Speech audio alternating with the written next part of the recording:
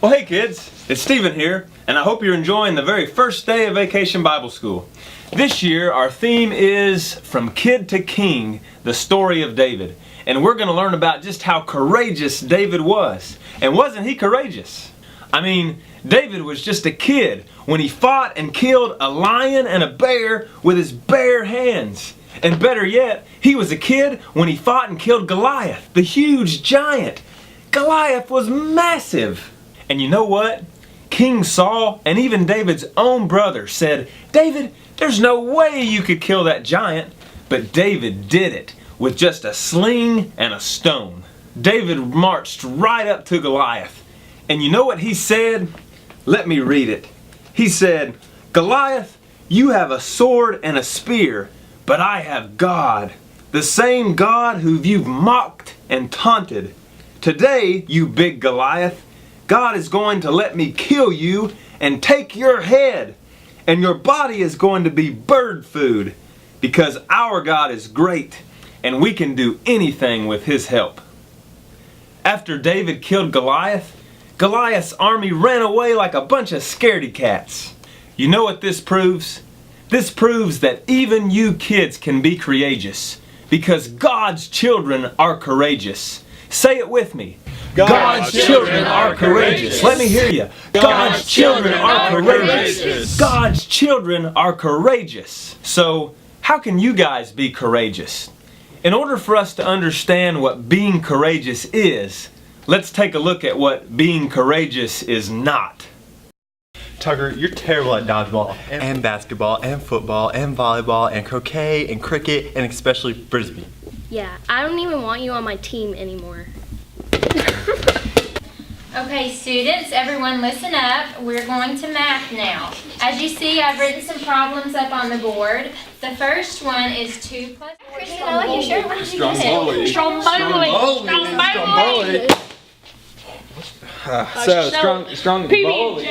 I don't like it. They're hot in the summertime. I like dogs better. How do you know? I got scratched by a cat and almost had rabies.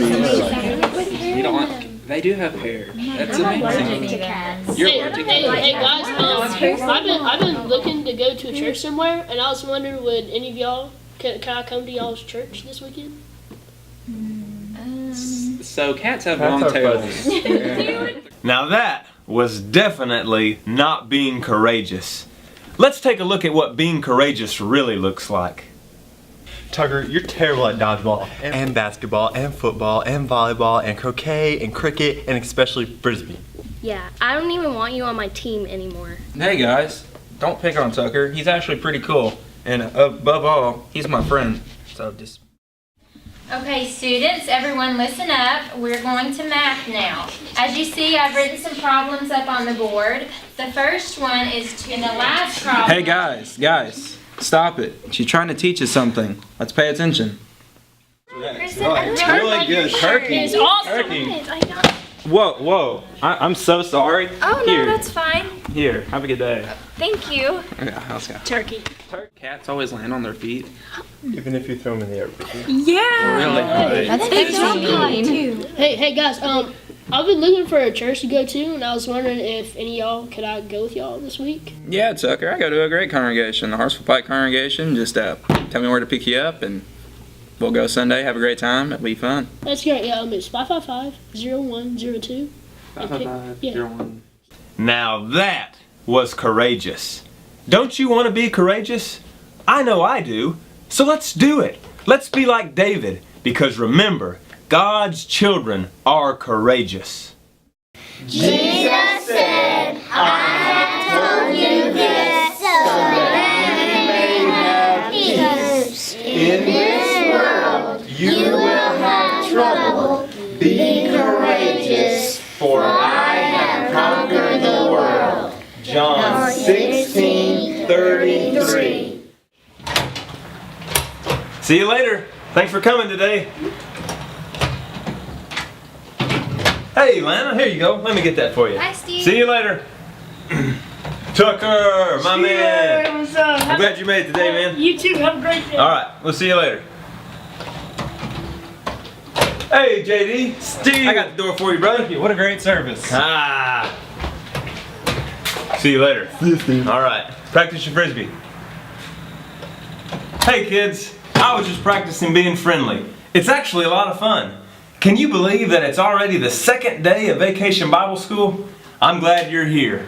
Today, you'll be learning about being friendly. And when I think about being friendly, I always think about David and Jonathan. Those two guys sure were friends. You've heard of David, I'm sure. You remember, the shepherd boy turned giant killer? Today, we get to study his softer side. He was a true friend to Jonathan, and Jonathan was a true friend right back. These two guys were so friendly that when Jonathan first met David, Jonathan gave him his robe and his belt and his bow and even his very own sword. Those were some of Jonathan's most valued possessions. Imagine liking someone so much that you would want to give them some of your most valued and nicest things. Wow, that's incredible. And you know what? The Bible even says that Jonathan loved David more than he loved himself. I mean, that's amazing. But guys, that's not even the best part. Because you see, when King Saul turned evil and tried to kill David, Jonathan made sure that that wouldn't happen. Jonathan was Saul's own son, but Jonathan risked his life to come up with a plan so that David wouldn't be hurt by Saul. Now that's a true friend. You know why David and Jonathan were so friendly? It's because God's children are friendly. Say it with me. God's children are friendly. God's children are friendly. God's children are friendly. So, how can we be friendly like Jonathan? Let's first look at what being friendly is not. Guys, we have worked so hard today, and I am so hungry. Starving. Noodles. Noodles. Noodles. I love noodles. How rude. So Steven said, Steven is a goofball, and I was Whoa. That looks heavy. it's not too heavy. Now that was definitely not being friendly. So let's take a look at what being friendly is. Guys, we have worked so hard today, and I am so hungry. You're right, Lana. It's rude for me to be in front of the line. I'll let you guys go first. Thanks, Tyler. Went around with pedals. Grilled is definitely better than fried Noodles. Thank you, Tyler. You're welcome. He wears socks and sandals, but I'm not even wearing socks. He wears socks with sandals. That's all. Really? Let me help you. Oh, Mickey, here, let me help you. Those are really heavy. Thank you. No problem. Where do you want them? Now that's what I call being friendly and putting others before yourself. Don't you want to be friendly? I sure do, because God's children are friendly. So let's all be friendly. Maybe we can even change the world.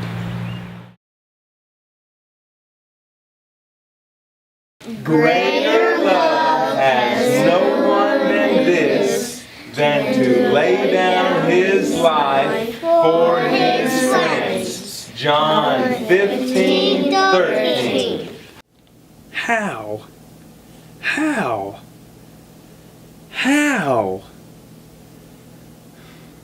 Oh, sorry guys. I was just finishing my reading of the story of David, and I was just wondering how David was able to be so obedient to God. It's really incredible. I mean, David was hated by Saul. Saul tried to kill him a few times with a giant spear. He even ran him out of town. He sent armies after him to kill him. Yet David still was kind to Saul. David was obedient to God. He received meanness and hatred, but he returned kindness and love. I mean, that must have been really tough, right? Imagine someone not liking you so much that they wanted you dead, but instead of being mean, you return kindness and love. The Bible even says that David was sad when Saul died. In fact, he even wrote a beautiful poem about his sorrow. Can you believe that? I don't know about you, But I've never written a poem about how much I love my enemies. But David did. David was obedient, and he was kind. He was truly a man after God's own heart. You know how God rewarded David for being so obedient? Get this. He made him king over all of Israel. That's right. Because of David's obedience and his trust in God, God made him king. You know what this proves? This proves that God's children are obedient. Say it with me, loud. God's children are obedient. God's children are obedient. God's children are obedient. So, how can we be obedient to God? Let's first look at what being obedient is not. Tucker, wake up! Get ready, it's time to go to church!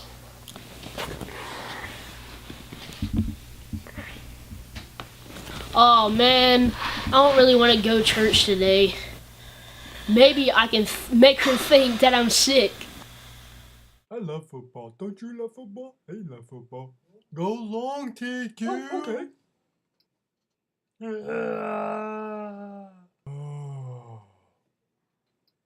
Who did that? Oh, it was him. It was not. Oh man, no trespassing. Don't worry, guys. I got this. Playground!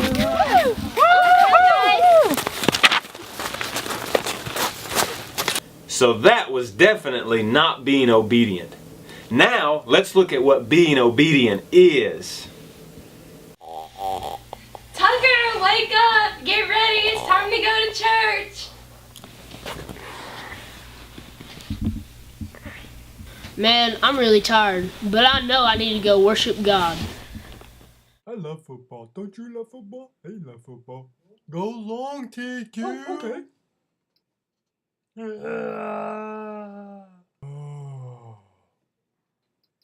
Who did that? Oh man, I gotta confess it was me. Oh man, no trespassing. Hey guys, we better go find somewhere else to play. We wouldn't want to get in trouble or anything. Yeah, let's go. Now that was being obedient. And you know what? I want to be obedient to God even when it's tough. Just like David. So let's do it. Let's be obedient, just like God tells us to be. So kids, I hope you've learned something. And thanks for coming to Vacation Bible School. I can't wait to see you next year. Wow. Wow. Wow. I will delight in your will, oh my God. Your law is within my heart. Psalm 40, verse 8.